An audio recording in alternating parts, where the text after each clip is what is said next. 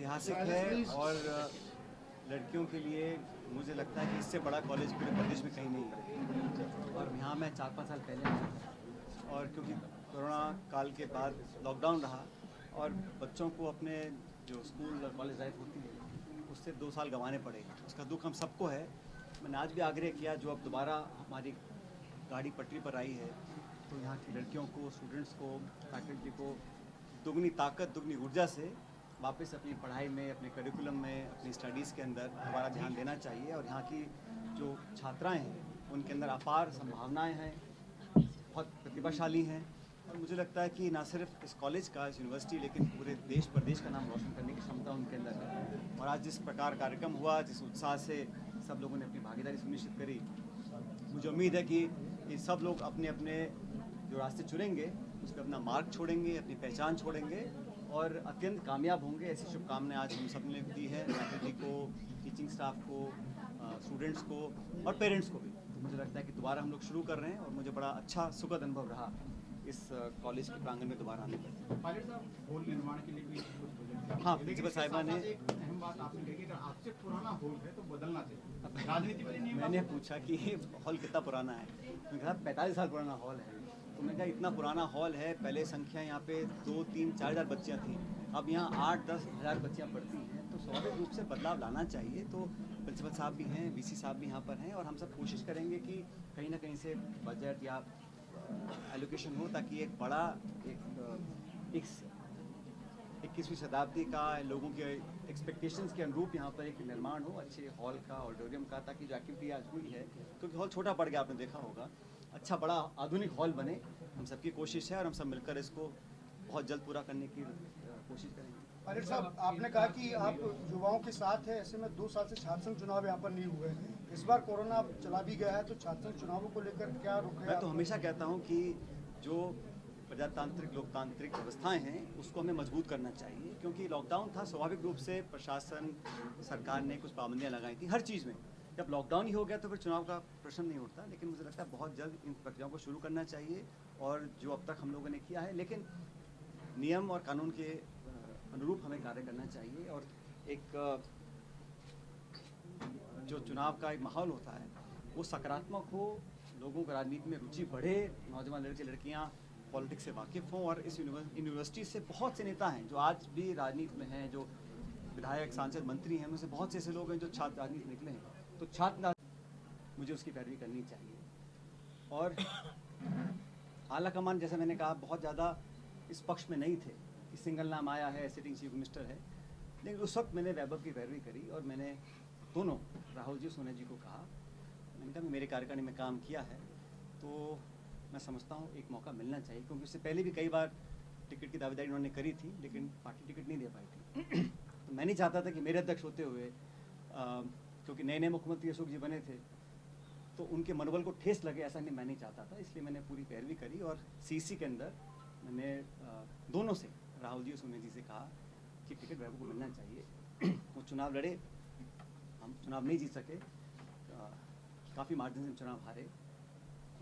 मध्य प्रदेश में भी टिकट दिया था कमलनाथ जी की बेटी को, वो चुनाव जीत गए थे, एक ही सीट जीती शायद हम लोगों ने वहाँ पर। लेकिन मुझे लगता है कि इसके बारे में जो उन्होंने कहा है वो सही बहुत है और वो उन्होंने जो अपना स्पष्टीकरण देना दे चुके हैं। अब इसका पॉलिटिकल उपयोग दुरुपयोग करना चाहे अलग बात है, लेकिन जो उन्होंने कह दिया वो कह दिया इस बारे में।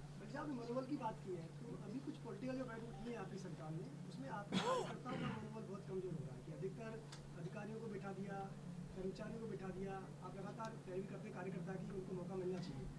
भाई ऐसा है, हम नियुक्तियाँ करते हैं मनोबल बढ़ाने के लिए, ऐसा कौन होगा जो नियुक्तियाँ करता है मनोबल घटाने के लिए।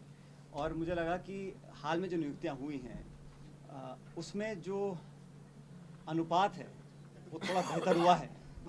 अधिकारी वर्सेस कांग्रेस कार्यकर्ताओं का जो अनुपात था पहले तो बिल्कुल वन साइड था, अब कहीं जाके मेरे ख्याल से हस्तक्षेप हुआ है दिल्ली से भी, पार्टी से भी, और एक सही दिशा में सही कदम उठे हैं। और हम लोगों ने, पार्टी ने, सरकार ने कुछ नियुक्तियाँ की हैं, काफ़ी लोगों को एडजस्ट किया है। और क्योंकि अब चुनाव में सिर्फ 17 महीने रह गए हैं तो विलम्ब नहीं करना चाहिए, जिसको जो जिम्मेदारी देनी है दें, ताकि वो अपना परफॉर्मेंस तो करे, उसको समय मिले अपना डिलीवर करने का, लोगों के बीच में जाने का, अपनी गुडविल बढ़ाने का। और समय बहुत जल्दी बीतता है, इसलिए मुझे लगा कि एआईसीसी ने, पीसीसी ने, प्रदेश सरकार ने जो अपॉइंटमेंट्स किए हैं, नियुक्तियां की हैं, लोगों को मौके दिए हैं, वो एक सही कदम है, सही दिशा में है। और मैं आपकी बात से सहमत नहीं हूँ, मुझे लगता है काफ़ी लोगों को एडजस्ट किया है। अब सब लोगों को एडजस्ट करना पॉसिबल भी नहीं है, और मैं बार बार कहता हूँ कि हर हमारे कार्यकर्ता को हम पद नहीं देना नहीं चाहते, लेकिन उसकी इन्वॉल्वमेंट सुनिश्चित हो, उसकी बात को तवज्जो दी जाए, उससे संवाद किया जाए, उसकी पीठ पे हाथ रखा जाए, उसका मनोबल बढ़ाया जाए, ताकि अगली बार जब बूथ पे जाना हो वो संकोच ना करे। और मुझे लगता है कि हम अगर इस दिशा में काम करेंगे और सब लोगों को साथ लेकर चलेंगे, तो जो लगातार पिछले 30 साल से क्रम बना हुआ है राजस्थान के अंदर, और मैं कहना चाहता हूँ भाजपा के हमारे साथियों को भी कि बहुत अति उत्साहित होने की ज़रूरत नहीं है। राजस्थान राजस्थान है, और यहाँ के लोग सही समय पे सही निर्णय, एक बहुत महत्वपूर्ण हिस्सा है हमारी डेमोक्रेसी का, तो उसको तो बढ़ावा मिलना ही चाहिए। और मुझे लगता है बहुत जल्द सकारात्मक निर्णय इस दिशा में लिए जाएंगे। मतलब बदलाव की बात चल रही है, कांग्रेस पार्टी में भीतर से मांग उठ रही है बदलाव की। देखिए, जो इलेक्शन रिजल्ट्स आए वो उम्मीद के अनुरूप नहीं थे। उसके बाद कार्य समिति की मीटिंग हुई है, और कांग्रेस प्रेसिडेंट ने भी कहा इस बात को कि हमारे जो चुनाव हैं वो प्रक्रिया चल रही है, और बहुत जल्द चुनाव होंगे जिले, ब्लॉक, प्रदेश और राष्ट्रीय स्तर के ऊपर। अगस्त तक सब चुनाव संपन्न हो जाएंगे। मेंबरशिप हमारी पार्टी की चल रही है, और बहुत जल्द एक पार्टी शिविर का आयोजन करेगी, जहाँ पर इन सब मुद्दों को लेकर चर्चा भी होगी, निष्कर्ष भी निकलेगा, निर्णय भी लिए जाएंगे। और कार्य समिति की मीटिंग हुई है, और शायद दोबारा भी मीटिंग होगी।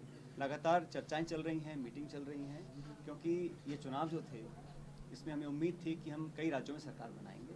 हमारा चुनाव में जो प्रदर्शन रहा वो उम्मीद से कम रहा, ये चिंता का विषय भी है। लेकिन हम लोगों को आने वाली जो चुनौतियाँ हैं, बहुत जल्द चुनाव आएंगे हिमाचल प्रदेश में, फिर गुजरात और कर्नाटक में, तो वहाँ पर टक्कर सीधी है अधिकांश जगहों पर भाजपा कांग्रेस की।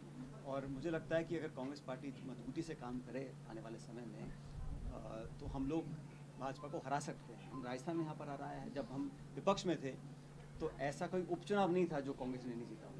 और 2018 के अंदर हमने छत्तीसगढ़ में, मध्य प्रदेश में, राजस्थान में चुनाव अपनी सरकारें बनाई हैं। तो हम लोग जब चुनौती कड़ी होती है तो और मजबूती से लड़ते हैं तो हम चुनाव जीत सकते हैं, ऐसा नहीं है। इसलिए आने वाले समय में हम लोग बदलाव के बाद और ताकतवर होकर उभरेंगे, ऐसा मुझे लगता है। खैर साहब, आपने कई बार ईमानदारी और पारदर्शिता की बात की है राजनीति में। जिस तरह से खुद मुख्यमंत्री अशोक गहलोत के बेटे के ऊपर भ्रष्टाचार के फरेब के आरोप लगे हैं महाराष्ट्र में, क्या आपको लगता है कि मुख्यमंत्री को अपनी जो पक्ष है उसको साफ करना चाहिए? देखिए, मेरे को लगता है कि वैभव गहलोत जी ने इसका स्पष्टीकरण दिया है खुद ही, और इसके अलावा मुझे इस पर कुछ नहीं कहना। लेकिन वैभव मेरे साथ मेरी कमेटी में महासचिव थे 5 साल तक, और जब मैं अध्यक्ष था फिर सरकार हमारी कांग्रेस पार्टी की बनी, और 2019 में जब लोकसभा के चुनाव थे तो उस समय वैभव गहलोत जी ने दावेदारी करी जोधपुर से लोकसभा चुनाव लड़ने की। उस समय जो कांग्रेस का नेतृत्व था वो बहुत ज़्यादा इस फेवर में नहीं था कि क्योंकि वैभव मुख्यमंत्री जी के बेटे हैं तो उनको चुनाव में उतारा जाए। लेकिन मैं कांग्रेस का अध्यक्ष था, उस समय मुझे लगा कि करते हैं और ये परिपाटी हम तोड़ कर रहेंगे, और जो कुछ बदलाव हमको करने हैं अपने काम करने के तरीके में, या जो जिस मैसेज को लेकर हमें जनता के बीच में जाना है उस पर हम काम कर रहे हैं। और कांग्रेस पार्टी का जो शीर्ष नेतृत्व है इस बात से पूरी तरह वाकिफ़ है। जैसा आप जानते हैं कमेटी बनी हुई थी, कुछ कदम उठाए भी हैं, कुछ चेंजेस हुए हैं, कैबिनेट के अंदर हुए हैं, पार्टी के अंदर हुए हैं, और भी शायद चेंजेस होंगे। लेकिन मोटे मोटे तौर पर हम चाहते हैं कि जो 30 साल का जो एक लगातार एक क्रम बना हुआ है भाजपा कांग्रेस, उसको हमें तोड़ना है। और ऐसा नहीं है कि कांग्रेस की सरकार रिपीट पहले नहीं हुई है। दिल्ली में शीला जी की सरकार 3 बार बनी लगातार, हुड्डा जी की सरकार 2 बार बनी हरियाणा के अंदर, तरुण गोगोई जी 3 बार लगातार मुख्यमंत्री बने असम के अंदर, राजशेखर रेड्डी 2 बार बने। तो कांग्रेस गवर्नमेंट रिपीट होती है। राजस्थान कोई देश के बाहर का सा तो है नहीं कि यहाँ पे कांग्रेस सरकार रिपीट क्यों नहीं हो सकती, हो सकती है। लेकिन हम लोगों को स्वाभाविक रूप से जो पहले किया पिछले 20 सालों में 25 सालों में, अगर हम वही करेंगे तो परिणाम वही आएंगे। हमें कुछ अलग करना पड़ेगा, कुछ नई चीज़ें करनी पड़ेंगी, और इस बारे में लगातार संवाद हम सबका होता है पार्टी के नेताओं से, प्रदेश के नेताओं से। तो मुझे पूरी उम्मीद है कि जब चुनाव आएंगे तो दोबारा कांग्रेस पार्टी जनता का आशीर्वाद हासिल कर सकेगी। सर, पेट्रोल डीजल लगातार फिर से बढ़ना शुरू हो गया, कैसे? तो किसको आश्चर्य हो रहा है? वोट पड़ गए तो दाम बढ़ेंगे, और अगर चुनाव ये 6 की जगह 12 फेज का होता तो अभी चुनाव नहीं बढ़ते, चलता रहता। तो ये तो केंद्र सरकार ने ठान ली है, और मैं समझता हूँ ये वादा खिलाफी है।